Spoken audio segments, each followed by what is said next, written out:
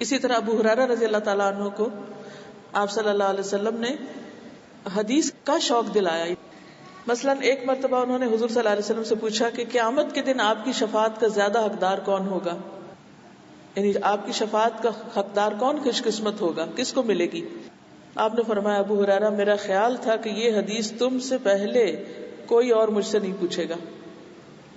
تو اس طرح ابو ہریرہ نے 5000 احادیث روایت کی، سب سے زیادہ، حالانکہ وہ بہت لیٹ جوائن کیے تھے آپ کو. لیکن آپ دیکھیے کہ یہ ایک جملہ جس پر آپ خوش ہوئے. آپ یہ بھی تو کہہ سکتے تھے جو سوال تھا اس کا جواب دے دیتے. آپ نے کہا مجھے پتا تھا کہ تم سے پہلے کوئی نہیں پوچھے گا، تم ہی پوچھو گے یہ بھی مجھ سے. تو اس پر ان کے اندر نبی صلی اللہ علیہ وسلم کی باتوں کو جمع کرنے کا شوق پیدا ہو گیا. اور اتنا شوق پیدا ہوا کہ انہوں نے، یعنی کہ غزوہ خیبر کے بعد وہ آئے تھے آپ کی خدمت میں، دن رات ایک کر دیے.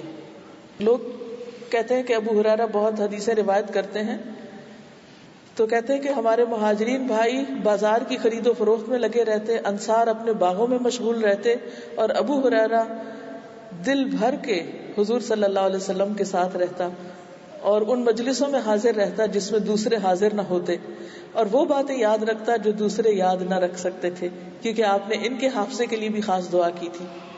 تو فرق کیوں نہ ہوتا؟ زید بن ثابت کو آپ نے یہود کی زبان سیکھنے، عبرانی زبان سیکھنے کی طرف متوجہ کیا، کیونکہ جب آپ کو پتا چلا کہ اس چھوٹے سے بچے کو صورتیں بھی یاد ہیں اور بہت سمجھدار لگ رہا ہے، تو آپ نے فوراً اس کو سجیسٹ کر دیا کہ تم یہ کام کر لو. پھر ابو عبیدہ اور خالد بن ولید کا کردار بہت ہی زبردست کردار ہے. آپ کو معلوم ہے کہ خالد بن ولید نے بے شمار جنگیں کی تھی اور کبھی نہیں ہارے تھے. نبی صلی اللہ علیہ وسلم نے ان کو کیا لقب دیا تھا؟ سیف اللہ، اللہ کی تلوار. اور جس جگہ قدم رکھتے تھے وہ جیت کر ہی آتے تھے. حضرت عمر کا اپنا ایک مزاج تھا، ان کو یہ خیال ہوا کہ کہیں یہ نہ سمجھنے لگے لوگ کہ فتح خالد کی وجہ سے ہوتی ہے، اللہ سبحانہ و تعالیٰ کے حکم سے نہیں. ہو جاتا ہے نا کہ جب ایک بندہ ایک کام کئی بار کر لیتا، اور یہ تو کہتے ہیں کہ تقریباً 100 کے قریب شاید ان کے ایسے انسیڈنٹ بنتے ہیں، بے شمار کامیابیاں. آپ یوں سمجھے کہ جیسے آپ کا کوئی بچہ ہر دفعہ ہی کوئی ایوارڈ لے کر آئے اور کبھی مس نہ کرے. تو اس میں انہیں یہ اندیشہ ہوا کہ کئی لوگوں کا عقیدہ خراب نہ ہو اور لوگ یہ نہ سمجھے کہ خالد کے ہاتھ میں کوئی کمال ہے، حالانکہ فتح اللہ کے اذن سے ہوتی ہے. تو انہوں نے کیا کیا کہ شام میں خالد بن ولید کو معزول کر دیا. جرنیل تھے اس وقت، سپہ سالار تھے، ان کو معزول کر دیا اور ان کی جگہ ابو عبیدہ کو سپہ سالار بنا دیا، شفٹ کر دیا. اور آپ کو معلوم ہے کہ خالد بن ولید کا پھر وہ کردار کیا تھا. اگر ہم میں سے کسی کے ساتھ یہ ہو تو ہم کیا کہیں؟ ہم فوراً دوسرے کی کوئی خامی ڈھونڈ لیں کہ اچھا اس کے اندر تو یہ ہے. اب دیکھ لیں گے پھر ہوتا ہے کیا.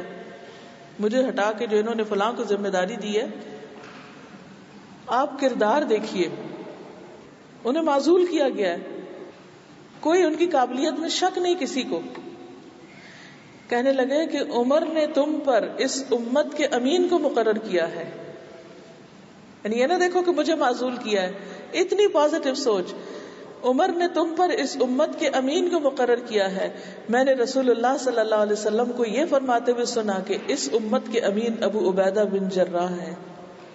اس پر ابو عبیدہ کہنے لگے، کردار دیکھیے، کہ میں نے رسول اللہ صلی اللہ علیہ وسلم کو یہ فرماتے ہوئے سنا ہے کہ خالد اللہ کی تلواروں میں سے ایک تلوار ہے اور اپنے خاندان کا بہترین نوجوان ہے. دونوں ایک دوسرے کی تعریف کر رہے ہیں. ہمارے یہاں کیا ہوتا ہے، پولیٹیشن میں دیکھ لیں، کہیں بھی کوئی اتھارٹی ہوتی ہے، کہیں کوئی اگر ایک جاتا ہے دوسرا، تو ایک دوسرے کے لیے برے برے الفاظ بس استعمال کیے جا رہے ہوتے ہیں اور ہر شخص دوسرے کی صرف خامیوں کو اچھال رہا ہوتا ہے.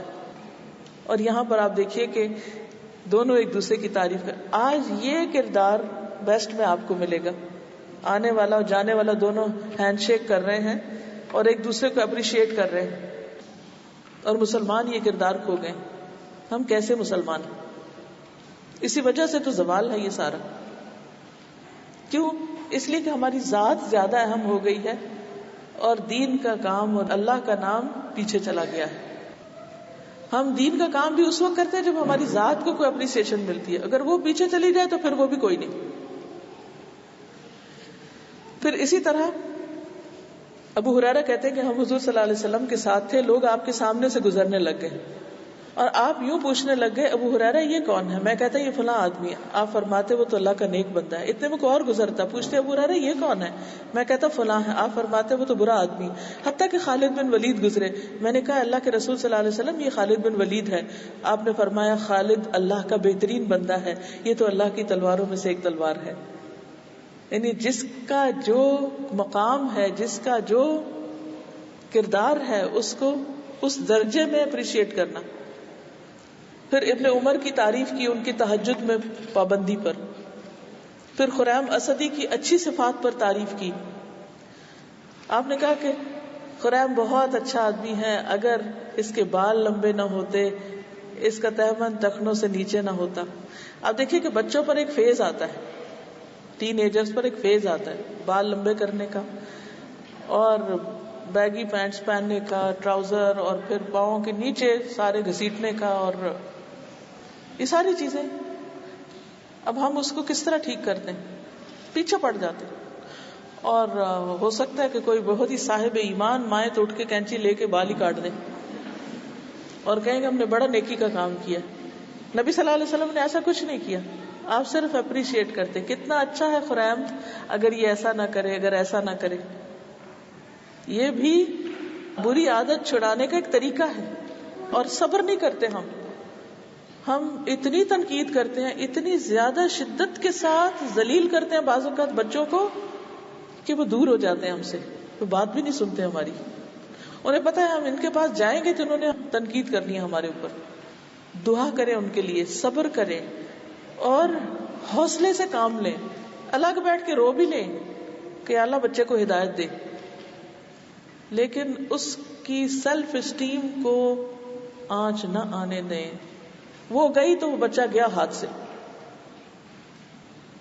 ایسے موقع پر بہت صبر کی ضرورت ہوتی ہے. بعض اوقات ہمیں پتا ہوتا ہے کہ بچے جو کام کر رہے ہیں یعنی ہمیں نہیں پسند یہ حرکت, یا ہمارے دل کو نہیں لگتی, لیکن اس پر بھی ہمت, حوصلہ کہ آخر کب تک کریں گے, یہ فیز گزر جائے گا. کیونکہ چھوٹے بچوں کی نسبت ٹین ایجرز کے ساتھ معاملہ اور مشکل ہو جاتا ہے. تو یہاں آپ دیکھیے کہ نبی صلی اللہ علیہ وسلم اصلاح کر رہے ہیں.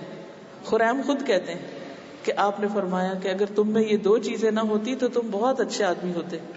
میں نے عرض کیا اللہ کے رسول صلی اللہ علیہ وسلم وہ کیا ہیں؟ آپ نے فرمایا کہ تم تہبند ٹخنے کے نیچے سے لٹکاتے اور بال خوب لمبے کرتے. تو کہتے ہیں کہ میں نے پھر اپنے نصف کانوں تک بال کاٹ لیے, جو آپ نے کہا تو میں نے کاٹ لیے اور اپنی تہبند کو بھی اونچا کر لیا.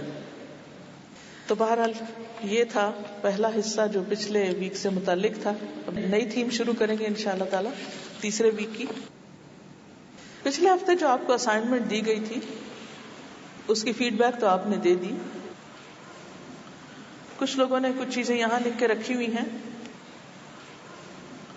عام طور پر ہوتا یہ ہے کہ ہم بچوں سے ایسے رویے ایکسپیکٹ کرتے ہیں جو ان کے بس میں نہیں ہوتے, یعنی پرفیکشن مانگتے ہیں, اور وہ ابھی گروئنگ ایج میں ہوتے, پرفیکٹ ہو نہیں سکتے.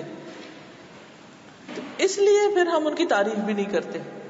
ہم سوچتے ہیں انہوں نے کیا کیا ہے, جو ہم چاہتے تھے وہ کیا نہیں, اس لیے تعریف بھی کوئی نہیں, چھٹی. اس سے پرہیز کرنا چاہیے, ایسا نہیں کرنا چاہیے. جتنا بھی انہوں نے کر لیا, جو بھی آپ نے ان کو کام دیا, یا جو بھی آپ ان کے اندر عادت پختہ کرنا چاہ رہے ہیں, جو بھی رویہ ان کے اندر مضبوط کرنا چاہ رہے ہیں, آپ ان کو بتائیے کہ آپ نے بہت اچھا کیا, لیکن آپ اس سے بہتر کر سکتے ہیں. یعنی بجائے اس کہیں کہنے کے کہ آپ نے کچھ نہیں کیا, آپ کیا کہیں, بیٹا آپ تو اس سے بھی اچھا کر سکتے ہیں. اللہ نے آپ کو اتنا ذہن دیا ہے, اور ہر ماں سمجھتے اس کا بچہ بہت ذہین ہے, آؤٹ اسٹینڈنگ ہے. تو وہ اس کے سامنے بتائیے کہ آپ اس کو اور زیادہ امپروو کر لیں, اور اس پہ تنقید نہیں ہوگی بلکہ انکریجمنٹ ہوگی. پھر ایک اور چیز جو ہمیں مشکل لگتی ہے وہ یہ کہ بعض اوقات ہمیں لگتا ہے جیسے ہم آرٹیفیشل تعریف کریں, کیونکہ عادت نہیں ہوتی نا کبھی کرنے کی, تو وہ زبردستی جیسے کوئی چیز کہی جا رہی ہے اور شاید اوپر اوپر سے کر رہے ہیں. تو اس لیے بھی تعریف مشکل لگتی ہے. لیکن انشاءاللہ جب آپ اس کو اپنی ہیبٹ بنائیں گے تو مشکل نہیں ہوگی. تو ہم نے اس سے پہلے تربیت کے 2 طریقے سیکھے تھے. نمبر 1 کیا تھا؟ تعریف، توجہ، پریز، کنسرن، کیئر، افیکشن، لو. اور نمبر 2 کیا کرنا؟ ان کے اندر کیا لانا؟ خود اعتمادی بڑھانا، سیلف اسٹیم بلڈ کرنا. اور سیلف اسٹیم بلڈ کرنے کے طریقے آپ کو بتائے گئے تھے. اور اس کے ساتھ ساتھ جو اسائنمنٹس دی گئی تھی اس میں یہ کہ بچے کی خوبیوں کو تلاش کریں، اور نمبر 2 اس خاص خوبی کو ڈسکرپٹیو انداز میں بیان کر کے اس کی تعریف کریں، اور تعریف کے ذریعے آپ اس کے اچھے رویے کو اور پختہ کریں. منفی الفاظ نکال دیں، اور منفی الفاظ نکالنے کی وجہ یہ بتائی گئی تھی کہ منفی الفاظ بھی اور منفی رویے بھی جب ہم دہراتے ہیں تو وہ بھی ان کے اندر پختہ ہو جاتے ہیں. مثلا اگر آپ کسی چیز سے بچے کو روکنا چاہتے ہیں، مثلا تم چاکلیٹ نہیں کھایا کرو، تو اب یہ کہ بچے کو بھولا ہوا ہوگا اور اس کو یاد آ جائے گا، اچھا ہاں وہ میں کھایا کرتا تھا تو اب میں نہیں کھاتا، چلو پھر کھا لوں. یعنی جو چیز آپ نے اسے چھڑانی ہے، مائنس کروانی ہے، اس لفظ کو نہ بولیں کیونکہ اس سے وہ ٹریگر کر جائے گا پھر مائنڈ، اور ان کو وہ چیز یاد آ جائے گی. یا منفی الفاظ یا ایسی تنقید کے جو بچے کا دل توڑنے والی ہو یا جس سے بچے کی سیلف اسٹیم ختم ہو، وہ نہ کریں. تو کرنا کیا ہے؟ خوبی سامنے آ گئی، تعریف کے ذریعے اس کو آپ نے ہائی لائٹ کر دیا، بچے کی خاص ہیبٹ، خاص خوبی، خاص صلاحیت کو آپ نے آئیڈینٹیفائی کر لیا. اب تک یہ کام ہو جانا چاہیے تھا، اگر نہیں کیا تو اب کریں. اور اب اگلا قدم کیا ہے آپ کا، جس کو آج ہم شروع کر رہے ہیں اور جس پر ہم آئندہ بات کریں گے، وہ ہے اچھے رویوں کو پختہ کرنا. کیونکہ صرف جان لینا اور 1 ہفتہ کر کے اور بس کام ختم، اس سے نہیں بات بنے گی. اس کو کس طرح آپ نے بلڈ کرنا ہے، کس طرح آپ نے ان کے اندر پکا کرنا ہے، کیسے اس کو ری انفورس کرنا ہے.